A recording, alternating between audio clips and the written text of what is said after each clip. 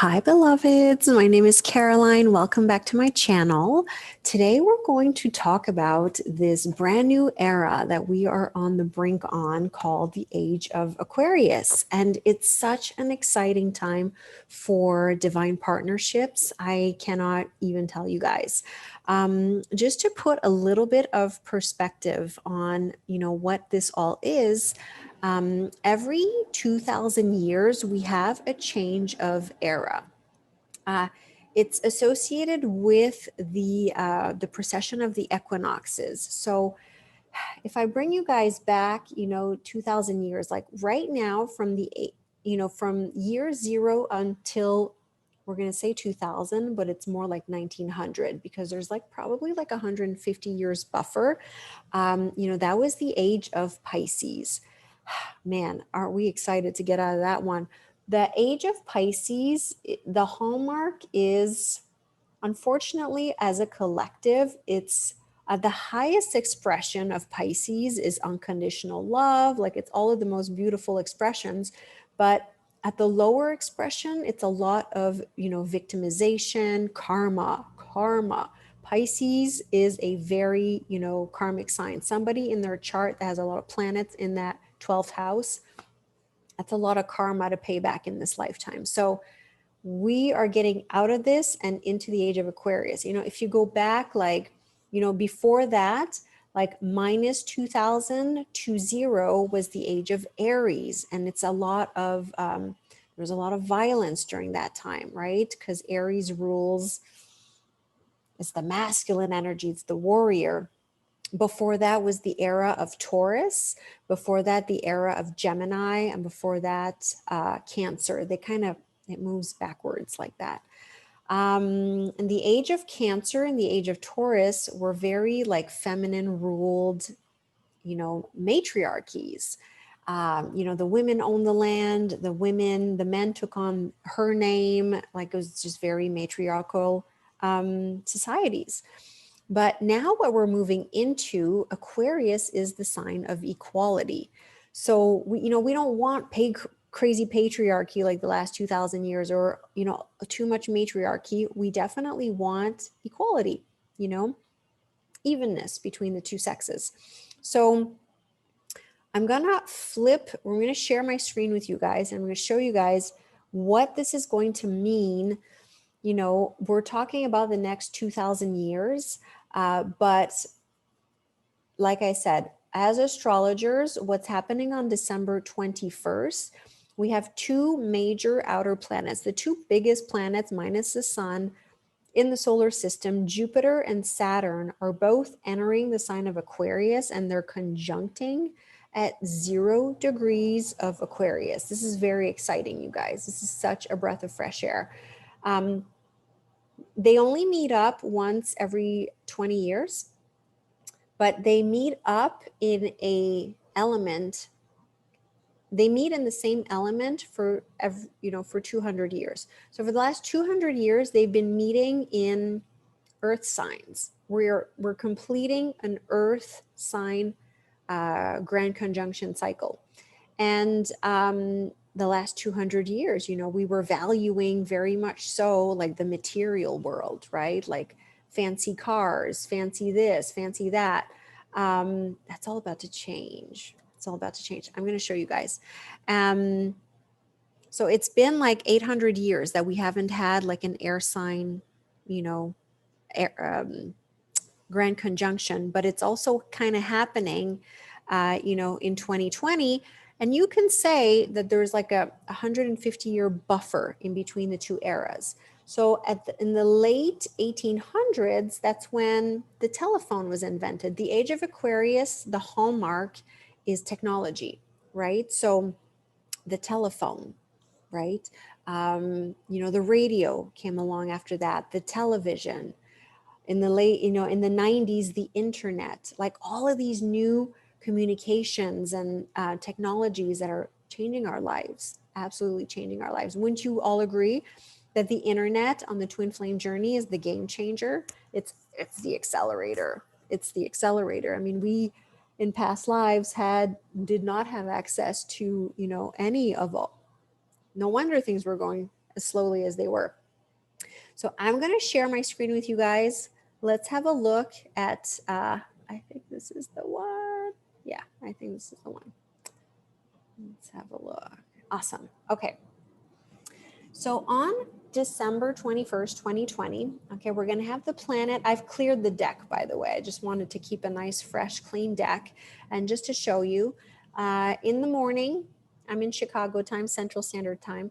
We're going to have the planet Jupiter and Saturn conjunct come together in the sky at 0 degrees of Aquarius. And this is kind of when the ascendant is going to hit that spot too. It's super powerful.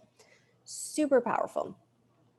Yeah, brand new era. We're taking a screenshot of this moment in time. It's almost like up until now, guys, we've been like in the warm-up show, or what do you call that? The warm-up band, like right before the main band, but like starting in December, this is the main, this is what we came here to do. This is the main show, okay?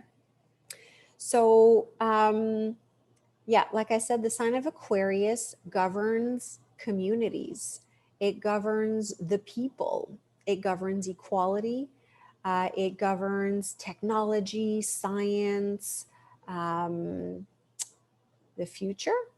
It definitely rules the future. And so these are themes that we can sort of look forward to. The kind of year that we just had in 2020 with the big Capricorn party, Capricorn rules hierarchies, right? I'm at the top, you're at the bottom, hierarchies.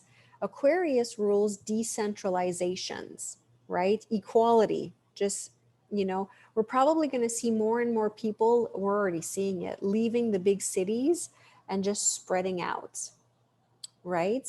No hierarchies, just everybody sort of on the same playing field. So these are the themes that are going to come. Obviously, this isn't going to shift overnight, but within the next 10, 20 years, 100%. The second house, okay, is what we value, the things that are important to us. And in this new age of Aquarius, the second house falls in the sign of Pisces, which is spirituality. Spirituality is going to become a top value, you know, in the next 2000 years. And it takes, we would say, it probably takes 1,000 years for the full collective to tip over, if you will, you know, to reach that critical mass for everybody to be on board with this.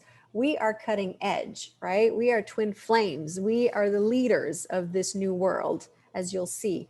So again, like I said, it's not going to change overnight, but spirituality, compassion, unconditional love, hardest thing we've ever done, guys, right? Hardest thing we've ever done is going to become a main value.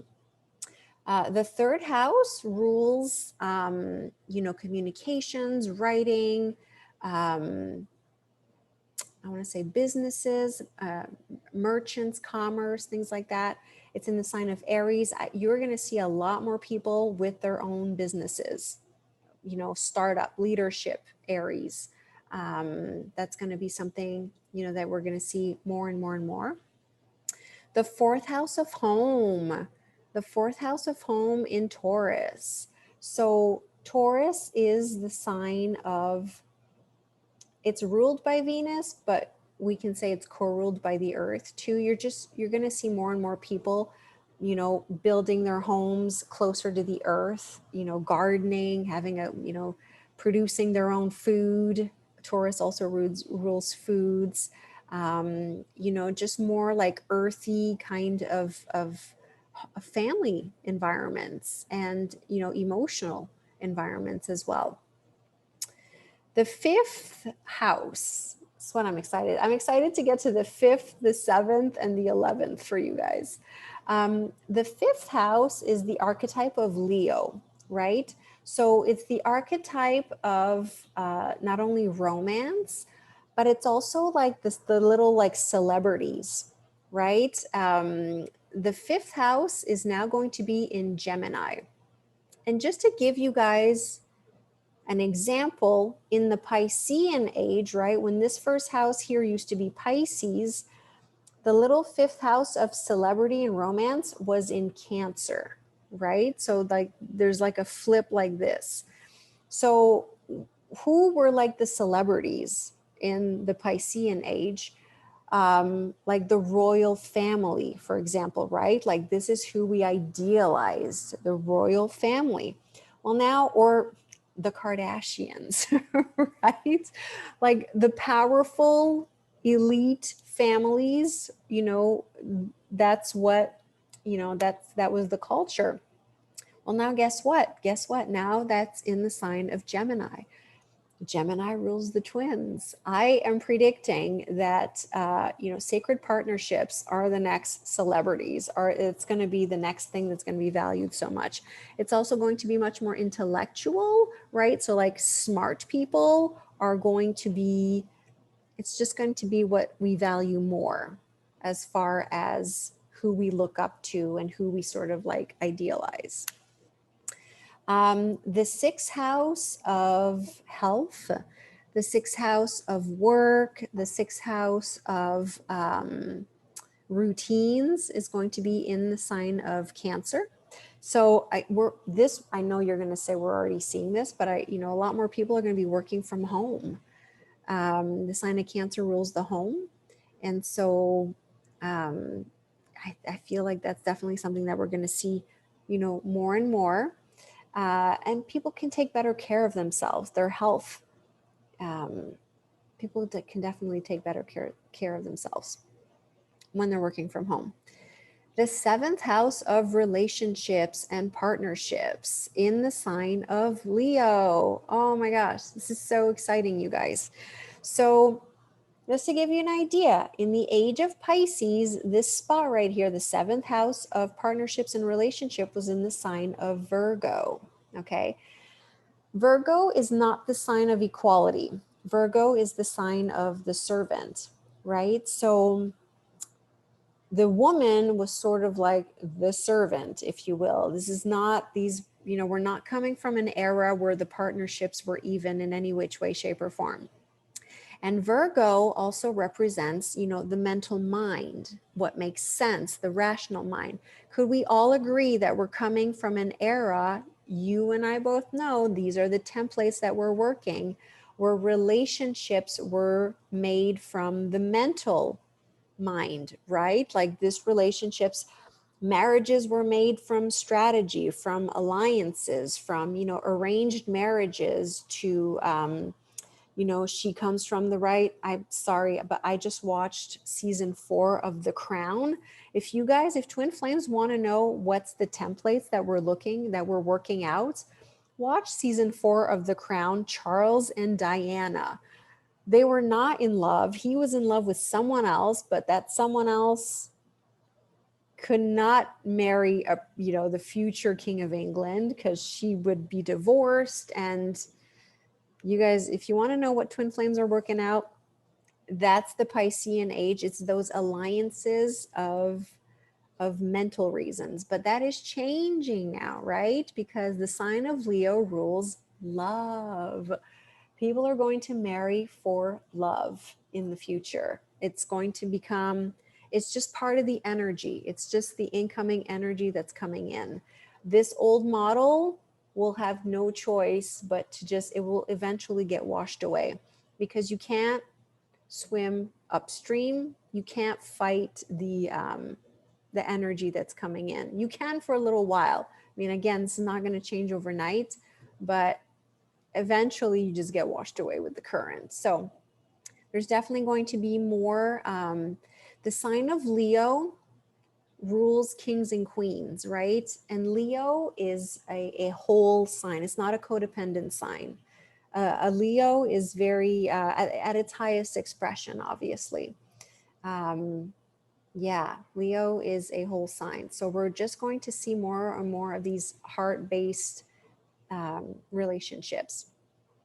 The eighth house, real quick, rules the occult. This will be interesting in the sign of Virgo. I'm not too sure how that's going to shape out, because Virgo is very detail oriented, and it's very, again, rational mind. I think we're going to be able to clear out a lot more of our traumas with this kind of more, it's like a more of a precise energy, right? The ninth house rules, you know, foreign affairs. It rules higher education. It's in the beautiful sign of Libra. It also rules philosophy, rules religion, and it's just going to be, there's just going to be more peace because Libra rules peace. There's going to be more peace, world peace in between all of the cultures of the world. This is very exciting because remember, that used to be in Scorpio, right? Scorpio is very like deep and traumatic, and yeah, this is going to be there's going to be a lot more peace in the world. The 10th house of career, achievement, social status in the sign of Scorpio. So this is the only energy. I wouldn't say it's the only energy. There's also the 12th house in Capricorn. We might see some dark leaders rise up to power, but it's not gonna, I don't think that's not anything that's going to last because just the other overall energy is just, it's just not in favor of that.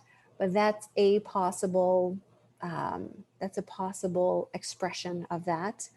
Highest expression of that, people are going to be in careers that they are seriously passionate about. Seriously passionate about. Scorpio doesn't do superficial. It's a very deep, very intense. And it's kind of funny because Scorpio is very private, and in the 10th house, it's all getting exposed. It's all getting out there. So very interesting. The 11th house rules networks, it rules friends, it rules friendships. And in the sign of Sagittarius, this is so cool. This is so very cool. So your friendships, your friends who used to be, you know, based in the sign of Capricorn, right? We're all friends with people who are kind of like in the same hierarchy as us, right? So we're friends with people that we went to school with, and that's all going to change because it's in Sagittarius. Now we're going to be friends with people who share your truth, right? Who share your same beliefs, who share your same philosophies, right? That's going to be, you're going to have friends from all walks of life now.